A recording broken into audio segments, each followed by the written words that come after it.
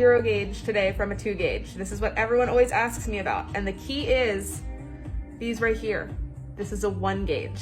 We're not gonna skip this size and force a 2mm stretch straight to 0. So we're gonna go from 2 to 1 today, and then in a couple months, we'll be able to go from 1 to 0. So we've got our 2 gauges in now, and they're all happy and healthy. These were actually pierced at this size a couple of 8 months ago now? I don't know math. And we're just gonna use a little bit of lubricant, and we're gonna do a nice massage. And now we're gonna take our 1 gauge with a little bit of lubricant. I'm just gonna slide it right in. You're at 1 gauge. You stretched. How was that?